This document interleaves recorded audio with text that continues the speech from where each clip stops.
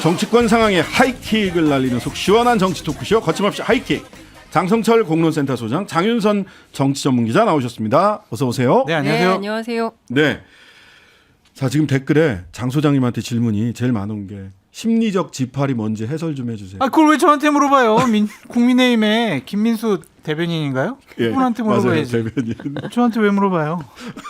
아니 그냥 그렇게 사실적 느끼세요. 사실상 네. 느낌적 느낌. 네. 사실상 심리적인 안정감을 주기 위해서 김민수 대변인께서 그렇게 얘기하신 것 같은데. 글쎄요. 여튼 질문에는 그게 제일 많았습니다. 심리적 지팔. 심리적. 아이고야. 예, 윤 대통령 G7 정상회의 참석하고 돌아오셨고요. 그다음에 후쿠시마 시찰단 오늘부터 일본 네. 가서 활동을 하고 있습니다. 네.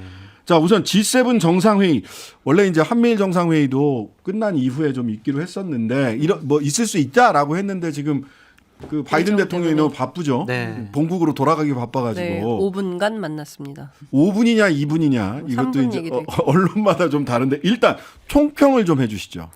그러니까 뭐 화려한 행사는 역시 많았다마는 결국에는 포토샵을 위한 회동에 불과했던 거 아니냐라는 얘기들을 누가 하냐면 외교안보 전문가들이 하고 있습니다. 네.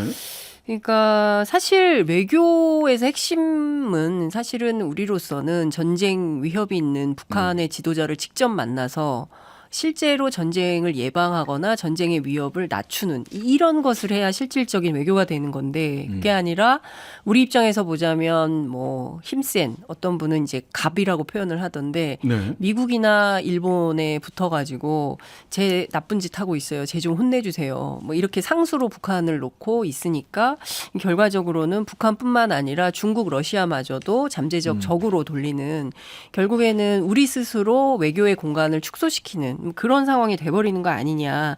그러니까 무엇보다 또 김기현 대표가 뭐 짝퉁 외교, 명품 외교 이러면서 문재인 정부하고 또 비교를 했잖아요. 근데 관련해서 또 외교안보 전문가에게 물어봤더니 사실상 이것은 그 구걸 외교에 해당하고 직무유기를 하고 있는 지도자에 가깝다. 그런데 무슨 명품이냐 이렇게 혹평을 하고 있기도 합니다. 그러니까 전반적으로 보면 가치 외교를 한다고 하면서 완전히 한국이 미국의 이중대 비슷하게 돼버렸는데 결국은 이러면서 무슨 글로벌 중추 외교가 가능하겠냐. 말이 좀 안 맞나 이런 비판을 하고 있습니다. 네. 총평을 좀 해주시죠. 저는 한 80점 주고 싶어요. 나쁘지 않았고 오히려 좀 잘한 부분이 있지 않았느냐라는 좀 생각이 듭니다. 지난번 한미 정상회담에는 저는 한 49점 줬는데 49점. 네, 이번에는 한 80점 줄 정도로 잘하셨다라고 말씀드릴 수밖에 없어요. 왜냐하면 우리가 G7 회원 국가가 아니잖아요. 네. 옵저버로 참여했습니다. 그럼에도 이렇게 성과를 이뤄낸 것은 뭐 이게 인정해 줄 뭐가 것은 성과예요? 인정을 해줘야 된다라는 좀 생각이 들고 성과 포인트 짚어주시죠. 그러니까 한미일 간의 여러 가지 군사적인 동맹이라든지 정상들 간의 친분 관계, 뭐 친소 관계 이런 것들은 상당히 돈독해졌다. 그것은 하나의 앞으로 우리가 외교에 나가는 데 있어서 상당히 플러스가 될 부분이다라는 좀 생각이 들고요. 우리나라가 옵저버로 참여를 했지만은 양자회담을 하자고 한 국가가 10여 개국에 달해요. 네. 영국 총리와는 원전 협력을 강화했고요. 인도 총리와는 방산 협력, 디지털, 바이오 헬스 여러 가지 뭐 기술 분야, 첨단 기술 분야 협력을 강화하기로 했고요. 독일 총리와는 군사정보 보호 협정 체결했고요. 수소, 반도체, 에너지 등 첨단 산업 분야의 교역을 확대하기로 했어요. 그렇다면은 이게 우리나라가 회원국이 아닌 옵저버로서 이만큼 외교적인 성과를 가져온 것은 인정할 건 인정을 해줘야 된다라는 좀 생각이 들고 이것이 그냥 뭐 윤석열 대통령 혼자 잘해가지고 이런 것은 아니었던 것 같고 외교부에서 뒷받침을 잘했고 문재인 대통령께서도 G7 회담에 2번이나 초청 받으셨잖아요.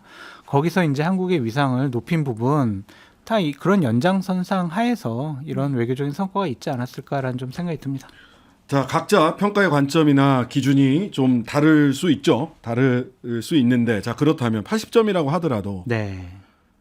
뭐 심리적 G8이라든지 또는 이 사람 왜 이런 얘기를 해가지고 2분 내지 3분 만났는데 거기서 나눈 네. 의제가 한 5가지 의제를 이야기를 나눴다 이렇게 얘기한다는 아니 근데 우리 이건 좀 저 아까 네. 아니, 그렇게 얘기 못했도 사전에 외교 이 관리들끼리 합의를 그쵸, 했을 그쵸. 거다. 그렇죠. 그렇죠. 그냥 그렇게 얘기를 하면 되는데. 글쎄 말이에요. 왜 이런 평가 그러니까 왜 이럽니까? 이게 제가 성과 짧게 먼저. 그러니까 성과가 많았어요라고 자랑하고 싶었던 것 같아요. 그러니까 이제 2분간의 회담을 통해서 여러 가지 심리적 얘기를 했다. 20분. 심리적 20분? 2시간? 심리적 2시간. 근데 그것은 심리적 좀 2시간. 무리한 해석이다라고 말씀드릴 수밖에 없고요. 바이든 미국 대통령도 그것이 미안했는지 아니면 더 논의할 것이 많았는지 뭐 일본 정상과 대한민국 대통령을 또 미국에 초청을 해서 한미일 정상회담 합시다라고 한 것을 보면 나쁘지 않았다. 분위기 좋았다라고 볼 수밖에 없고 앵커께서 잘 말씀해 주셨듯이요. 정상회담 하기 전에 실무진들끼리 상호 조율을 통해서 여러 가지 성과는 다 이미 뭐 합의를 보고 들어가는 거 아니겠습니까? 원래 그런 거죠. 네.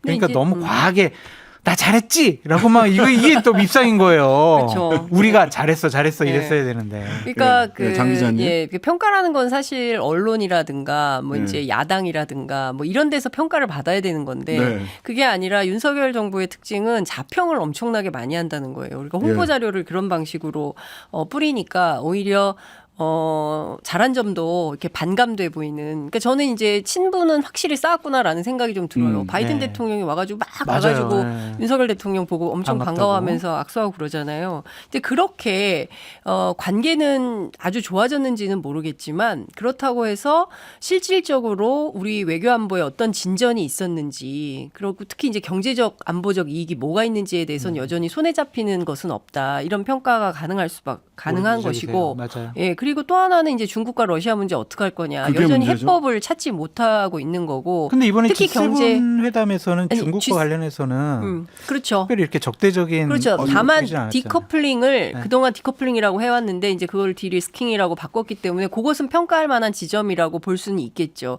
그렇지만 이제 그것 이외에 또 별다로 특별하게 뭐 평가할 만한 게 뭐가 있었는지에 대해서는 좀 더 따져봐야 되는 영역이 있는 것이고 그리고 이제 러시아 우크라이나 전쟁과 관련해서는 분명하게 독일과 프랑스 유럽에서는 이 전쟁 피로감이 있기 때문에 이 전쟁 어떻게든 빨리 끝내야 된다라는 생각을 갖고 있는 거지 않습니까? 네. 그러면 이 전쟁을 끝내는 방향에 우리도 뭐 어떤 기여를 할 건지 뭐 이런 등등에 대한 얘기가 나와야 되는데 사실 그런 내용은 없고 그리고 북핵과 관련해서도 전체 뭐 한 68쪽인가요? 되는 분량 속에서 한쪽 정도의 분량이 이제 포함이 돼 있는데 거기에서도 늘 나오는 수준 그 이상의 것들은 없었다. 그러니까 실질적인 조처는 별로 없었다. 이런 평가를 이제 외교안보 전문가들이 하고 있는 거죠. 그렇기 때문에 특히 이제 우리 국익이 그리고 저 대한민국의 국가의 위상이라는 것이 과거하고 문재인 정부에 굉장히 많이 올라와 있잖아요. 특히 이제 군사력, 뭐 이제 국가의 지위, 뭐 이런 등등 평가에서 이제 그런 점에서 나는 여러 나라에서 양자 회동을 원하는 거고 경제 규모가 워낙 커졌기 때문에 그런 것이지 이게 윤석열 정부만의 평가다 이렇게 보기는 어렵다. 저도 아까 그런 이렇게 식으로 보는 얘기를 거죠. 했었고. 자, 그래서 외교 안보 부분과 관련해서는 잠시 후 3부에서 김종대 연세대 통일연구원 개건 교수님하고 외교 아이, 조금 더 또 이야기를 하고요. 비판적으로 하실 거 아니에요. 아니, 거기 한미일 정상회담 중에서 네. 실시간 네.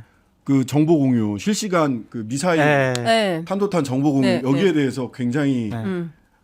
군사안보 전문가로서 걱정을 많이 하시더라고요. 지소미아를 넘는 수준의 협약이 되는 그래서 거 사실 이거는 일본한테는 굉장히 이익이 되지만 우리한테는 무슨 이익이 있는지 어쨌든. 모르겠어요. 아니 또 그분 불러가지고 또 그 얘기는 좀 이 들어보도록 하고요. 그분이 이 와서 얘기하는 성과를 걸로 하죠. 또 네. 논쟁을 하게 되면 국민의 미디어 특위에서 왜 또 진보 패널만 불렀냐 제가 그럴 꼭 거 하고 싶은 아니에요. 얘기가 생겼어요. 네네. 장 소장님 좀 지켜보시죠. 무슨 얘기 하실지. 네, 네. 알겠습니다. 자, 그다음에 소위 그 한일 정상의 한국인 원폭 희생자 위령비 공동 참배 이와 관련해서 이야기들이 이런저런 평가들이 나오는데 실은 소위 전범 국가 일본과 원폭 피해자 일본 이 두 가지 정체성을 동시에 가지고 있고 그렇습니다. 네. 여기에 대해서 그러면은 윤석열 대통령은 그 위령비 참배를 하면서 어떤 메시지를 내놓을 것이냐.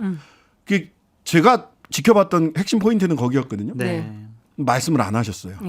말씀을 안 하시고 한일 정상회담에 가서 이런저런 그러니까, 말씀을 하셨는데 요 부분 요 공동 참배 관련해서 어떻게 그러니까 보셨나요? 지난주에도 제가 말씀을 드렸던 것 같은데 이 당시에 1945년 8월 6일 그리고 8월 9일 이틀간 그 히로시마 나가사키에서 원폭 투하로 희생된 분들이 총 20만이고 그 중에서 일본인들 말고 한국인들만 따지면 각각 히로시마에서 9만. 그 다음에 이제 나가사키에서 6에서 8만 이렇게 추정이 좀 되는 상황인데요. 그 중에서 이제 한국인들은 히로시마에서 2에서 5만, 그 다음에 나가사키에서 7만, 뭐 이런 거예요. 근데 이분들이 왜 그럼 거기 갔었냐? 당시에 군수공장이 거기에 밀집돼 있었고, 거기에 강제징용공으로 간 거예요. 그러면 그 강제징용을 끌려오지 않았더라면 그분들이 원폭 피해를 당할 일도 없었던 겁니다. 그렇기 때문에 관련해서 정원술 한국 원폭 피해자 협회장이 이런 얘기를 하잖아요. 원폭, 징용, 차별, 우리는 삼중고에 시달렸다. 몇 년간 지난 78년 동안. 근데 미국으로부터 아직까지 한마디 사과도 못 받았고 전쟁을 일으킨 일본도 마찬가지고 우리가 한국 정부에서 특별하게 뭐 보살핌을 받거나 이런 것은 아니었다라고 얘기를 하고 있는데 사실은 이 얘기를 했었어야 되는 거죠. 우리 대통령이 그 과거사 제3자 변제 방식이 아니라 여기에 가서 기시다 총리 손을 잡고 똑같이 한국인 그 피해자 위령비에 참배를 할 때 이 관련된 메시지를 내고 이 문제와 관련해서 한일 간의 역사청산 그 원폭 피해 문제에 대해서 함께 해결합시다라고 했었어야 되는데 그냥 기시다 총리를 향해서 뭐 진정성이 있고 용기가 있고 뭐 결단 뭐 이런 등등의 얘기에 대해서 어떤 얘기들을 하냐면 그냥 갑의 위치에 있는 국가들이 무슨 신용만 하면 득달같이 달려들어가지고 그 자체로 마치 무슨 엄청난 외교적 성과가 있는 것처럼 포장을 해주는 이유가 뭐냐.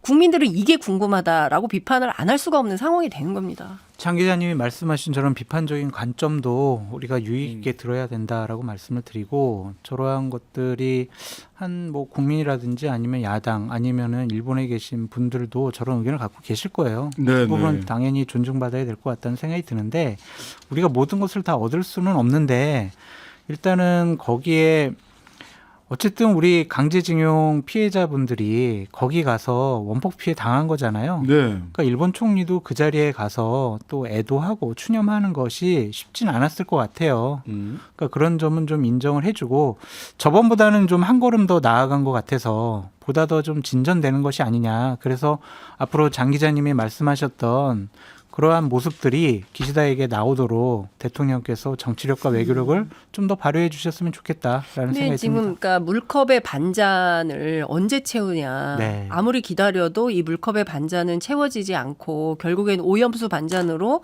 채워질 가능성이 높다는 생각을 안 할 수가 없는 상황이 돼버리고 오염수. 있는 거예요. 그렇죠. 그렇지 않습니까? 이 반잔을 그냥 빈잔으로 놔둘 건지 아니면 이 반잔을 오염수로 채우게 될 건지 이 오염수로 채우는 문제에 대해서 우리 국민들 절대 다수가 지금 반대하고 한 10명이면 7명이 당연하죠. 반대하고 있는 거 아닙니까? 맞습니다. 근데 관련해서도 우리 정부의 대응이나 이런 걸 보면 네. 너무 이상한 거죠. 네. 특히 여당의 대응을 보면 저는 그런 점에서 좀 정부 여당이 과연 우리 국민 편인가 누구 편인가 자꾸 의심하게 되니까 그것도 문제예요. 어쨌든 이번 G7에서는 대통령이 큰 실수는 없었어요. 다만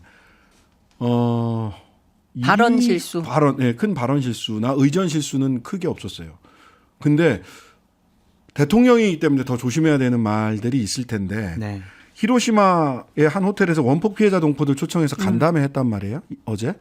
근데 여기에서 뭐라고 대통령이 얘기를 하셨냐면 동포들이 입은 원폭 피해는 자이든 타이든 식민지 시절 타양살이를 하면서 입게 된 피해다. 이렇게 얘기를 하셨어요. 조심하셔야 될 말이거든요. 자이든 타이든 식민지 시설 타양살이. 이 얘기는 아베가 얘기했던 옛 조선반도 시절 노동자들 문제와 괴를 같이 하는 것처럼 해석될 수도 있어요. 그러니까 돈 벌러 일본에 갔다. 그렇죠. 그런 네, 그렇게. 인식. 그렇죠. 그렇게 읽힐 수 있거든요. 예, 옛 조선반도 노동자들 출신. 문제, 조선반도 출신 이렇게 읽힐 수 있는 여지가 있는데 이런 발언은 대통령으로서는 굉장히 조심하셔야 될 좀 발언이거든요. 아쉽네요. 예. 그런 발언은. 자이든 타이든 굳이 그 말을 왜 하셨는지 우리가 모르겠어요. 식민지가 아니었으면은 자이라도 일본에 가서 그런 일을 당할 이유도 없고 원인도 없었을 거 아니겠습니까? 네. 자, 오염수 오늘부터 그 지금 갔습니다. 근데 네. 이제 비공개인데 시찰단 명단 비공개인데다가 비행기도 007 작전하듯이 네. 타고 가셨어요. 맞아요. 글쎄 말이에요. 이게 취재단도 없고. 근데 네. 진짜 장 선생님 얘기해야 되나요? 아니 하세요. 네. 아니 근데 이게 진짜 심각한 게요. 예. 만약에 이번에 우리 시찰단이 가서 뭐 쭉 보고 나서 막 만약에 별다른 의견을 안 내잖아요. 그러면 국제사회가 오해할 수 있어요. 아, 한국이 일본의 오염수 방류에 대해서 별 문제 없다고 생각하는구나. 이런 잘못된 시그널을 줄 수가 있고 이것이 후쿠시마 수산물 수입 재개까지 갈 수 있는 그런 상황을 낳을 수 있거든요. 그렇기 때문에 우리 시찰단이 꼭 봐야 되는 몇 가지 포인트가 있는데 그중에서 핵심이 이제 이번에 이제 내일부터 가서 다핵종 제거 설비라고 하는 알프스. 그리고 이제 그 오염수 방류되기 직전에 통과한다는 K4 탱크 이걸 집중적으로 확인을 하겠다는 건데 이 K4 탱크가 뭐냐면 전체 한 1,060개 정도 되는 그 탱크가 있는 거예요. 오염수 탱크가. 그 중에서 한 30기 정도를 막 열심히 2년 넘게 그 알프스를 돌려가지고 법적 기준치를 맞춰 놓은 거예요. 그러니까 네. 그게 한 2.8% 정도 되는 겁니다. 그거를 대만도 보고 왔고 태평양 도서국가 포럼도 보고 왔고 우리도 보는 거예요. 네. 그러니까 기존에 보여준 것 이외에 다른 부분은 안 보여주고 있고 여전히 그 탱크 70%에는 세슘, 스트론튬, 트리튬, 요드 이런 그러니까 생명체에 치명적인 방사능 물질이 포함돼 있다는 거죠. 기준치 이상이. 근데 이건 또 안 보여주는 겁니다. 근데 지금 중요한 문제는 뭐냐면요. 이게 그 지금 오염수가 132만 톤인데 여기에서 뭐 지하수도 컬컬 나오고 어쩌고 해가지고 매일 90에서 140톤이 증가하고 있다는 거거든요. 최소 앞으로 한 40년 벌어야 된다는 거예요. 그러면 원래 30년 버린다고 그랬어요. 네, 근데 그러면 이거를 우리 인류가 다 함께 져야 되는 글쎄요. 심각한 문제란 맞아요. 말이죠. 근데 이거를 그냥 쭉 보여주는 대로 보고 그냥 온다. 이건 매우 문제가 심각한 거고 일본에게 우리가 요구해야 됩니다. 바다 방류 말고 다른 선택은 없는지 실제로 뭐 일본 어민들 시민사회가 다 요구하고 있거든요. 한 10만 톤급 되는 그런 그 초대형 탱크에 저장을 하거나 아니면 오염수에 시멘트나 모래를 섞어가지고 고체로 보관해버리자 이런 대안이 나오고 있는 거예요. 일본 시민사회 안에서도. 그래서 저는 이 문제에 대해서 그냥 간과할 것이 아니라 우리가 적극적으로 이 문제를 개진해야 된다. 마침 다행인 것은 민주당이 세 가지를 좀 고민 중에 있는 것 같아요. 첫 번째, 후쿠시마 시찰단 비밀리에 막 갖고 뭐 007 작전 하듯이 했지 않습니까? 그 국회 보고해라. 그 시찰단 해야죠. 내용. 그다음에 이제 국회에서 현안 질의하겠다는 거고요. 해야죠. 그리고 또 하나는 국회 결의안 채택을 하겠다는 겁니다. 후쿠시마 오염수 방류 방대에 대한. 근데 이게 민주당만의 것이 되어서는 안 되고 여야가 합의로 해서 국회 결의안이 반드시 전 나와야 된다고 생각을 저는 그 하고요. 국회 결의안 낼 때 2021년도 국민의힘이 낸 결의안을 딱 그대로 갖고 오면 되지 않나. 그렇죠. 근데 내용 이게 보니까 지금도 딱 맞더라고요. 네. 지금 3월부터 해가지고 각각 지방 단위에서도 다 이런 흐름들이 있어요. 그러니까 이거를 네. 모아서 전국 단위 국회에서 해결을 좀 해야 될 것 같습니다. 자, 여기까지 듣고요. 민주당으로 가봐야죠. 저 민주당으로 오염수 안 얘기 안 가면은 예? 오염수 얘기. 오염수 얘기 오염수 하실래요? 얘기하세요. 아니 전 민주당으로 가는 거를 우리 장 소장님이 원하실 것 같아서 민주당 얘기를 했는데. 아니 그러니까 저 오염수 얘기 마저 하고 가시죠. 장유성 기자님 말씀하신 거에 뭐 예. 한자도 틀린 말이 없다라는 좀 생각이 들고요. 예. 저는 민주당과 국민의힘의 의원들에게 지도부에게 좀 해명하라고 하고 싶어요. 방금 전에 앵커께서 말씀하셨던 것처럼 문재인 정권 시절에 오염류 방수 규탄 성명서를 발표했었거든요. 당시 네. 국민의힘, 농수산이, 환노위 소속 국힘 의원들이 그리고 당시에 조태용 의원 현재 국가안보 실장이잖아요. 네. 그렇죠. 후쿠시마 오염수 방류 규탄 결의안을 작성한 분이 조태용 실장. 이분이 작성했어요. 네. 그러면 그거 그대로 하면 되겠네요. 그 입장과 지금의 입장이 달라진다면 그거에 대한 설명을 해야 돼요. 필요하죠. 예. 그 민주당에게도 얘기하고 싶은 게 뭐냐면 문재인 정권 시절에 정의용 당시 외교부 장관이 IAEA에서 과학적으로 합리적으로 검사하고요. 거기서 방류한다고 그러면 어쩔 수가 없어요. 그거에 대해서 뭐 우리나라가 뭔 얘기를 하겠어요. 라는 말에 대해서 당시에 문재인 정권의 중요한 역할을 했던 분들이나 민주당 의원들이 다른 말을 못 했었거든요. 그러니까 입장이 지금 서로 바뀌었어요. 지금 정권 교체된 것밖에 없는데 그것도 민주당 의원들도 해명을 해라. 당시에는 그랬는데 왜 지금은 왜 반대하고 규탄하는지 그걸 좀 설명해 줬으면 좋겠어요. 네. 국민의 입장에서 요구합니다. 네. 자, 오염수 얘기 여기까지 듣고요. 근데 오염수는 그 뭐 시찰단의 영향이 아니라 6월이나 9월 사이에 방류 안 될 가능성도 있어요. 네, 왜냐하면 그게 생각보다 차질 않아가지고 내년 2, 3월 될 수도 있다고 합니다. 그것보다도 네. 그 일본 쪽 취재를 해보니까 네. 선거, 중의원 해산, 선거와 연동하여 선거를 치르고 방류할 것이냐, 방류 후에 시간을 좀 두고 선거를 할 거냐. 기시다 인기가 이제 막 막 50%까지 올라가니까. 올라가기 때문에 예. 중의원 해산하고 다시 선거할 수 있죠. 예. 일본에도 요구합니다. 방류하지 말고 지들이 다 먹어라 그냥. 네. 왜 인류에게 죄악을 저지르냐. 그러니까요. 예. 자, 석촌호수 4분의 1밖에 안 된다면서요. 양이. 그럼 충분히 그러니까요. 묻을 수 있어요. 자기들끼리. 네네. 끌어안아야 됩니다. 일본이. 맞습니다. 예. 자, 민주당 그 김남국 의원 그 코인 이야기가 안 이게 끝나요. 빠르게 정리가 안 되고 계속 뭔가 이어지고 있습니다. 그러니까 지금 민주당 분위기 어떻습니까, 장 기자님? 매우 안 좋죠. 매우 안 좋은데 그 굉장히 복잡해요. 그러니까 친명들끼리도 의견이 좀 갈리고 오히려 비명은 좀 의견이 좀 하나로 합일되는 이런 상황인데 그러니까 중요한 포인트는 그 김남국 의원의 어떤 처신이나 이건 이제 다 끝났고 이제 논의에서 흘러갔고 중요한 포인트는 도대체 지도부가 이런 문제를 왜 선제적으로 빠르게 해결하지 못하고 계속 질질 끌려다니냐. 도무지 이해할 수가 없다. 이제 이런 얘기예요. 근데 왜 그러냐 물어봤더니 그러니까 이재명 대표가 김남국 의원에 대한 애정 뭐 이런 게 그러니까 가장 충성도가 높은 참모였다라는 얘기가 나옵니다. 그래서 사실상 온정주의가 있는 게 사실이다. 이제 이런 얘기도 하고 있고요. 근데 온정주의로 되냐 정치가 그거 안 되는 거 아니냐라는 비판이 내부에도 있는 것 같고요. 근데 관련해서 이런저런 취재를 해보면 매우 곤혹스러워하고 있고 뭐 해결할 거예요. 뭐 이러지만 어쨌든 돈 봉투에 뭐 이재명 대표 본인 사법 리스크에 또 김남국 의원 코인 문제 등등 여러 가지 이슈가 많은 게 사실입니다. 그러니까 반성 없는 온정주의 우리 편이니까 우리가 옹호하고 보호해야 돼라고 생각을 하면 민주당 망해요.